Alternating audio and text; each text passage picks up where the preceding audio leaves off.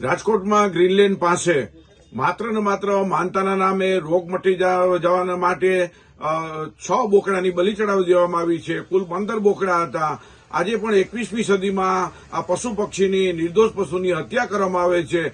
એને વિજ્ઞાન જાતા કડક શબ્દોમાં આલોચના સાથે વખોડે છે. આ પ્રથા તાત્કાલિક અર્થે રાજ્ય કેન્દ્ર સરકારે કડક કાયદો બનાવી અને બંધ કરવાની તાતી જરૂરિયાત છે.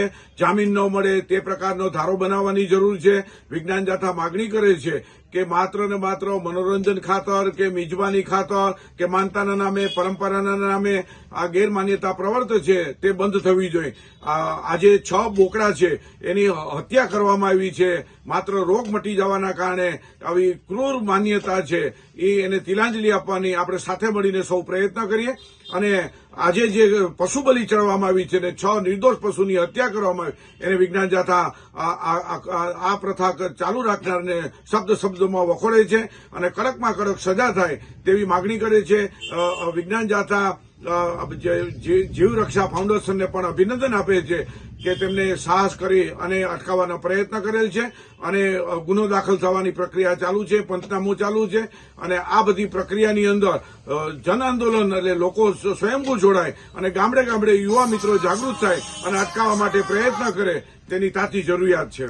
તો તમે આપણે અટકાવવા માટે સરકાર, રાજ્ય સરકાર, કેન્દ્ર સરકાર કડકમાં કડક કાયદો બને અને દરેક પોલીસ સ્ટેશનની અંદર આવી જીવહિંસા અટકાવે તે માટે જે કલમો લાગુ છે પશુધારા નિયમ 1972 એની નવા સુધારા અંગે લાગી છે તેનો અમલ કરી અને આવી પ્રથા ચાલુ રાખનાર સામે કડકમાં કડક જામીન લાયક ગુનો ન બને આવી બધી જો કરે અને લોકો પણ જાગૃત થઈ અને અટકાવવા માટે સામૂહિક ગામડે ગામડે પ્રયત્ન કરવામાં આવે તો જરૂર અંકુશ આવે તેવું જાથા માને છે. બોકડાની મોટી કિંમત આપણે માનતાના નામે જયારે પશુ બલિ કરતા આવે છે, જે આ પશુધન વેચનારા છે તેની કે 2000 થી માંડીને 50,000, 20,000 જેવી રકમ પડાવે છે. અને આ નિર્દોષ પશુ છે માત્ર માનતાના નામે અને મિજબાનીના નામે આ પશુ બલિ થાય છે તે અટકાવી તાતી જરૂરિયાત છે.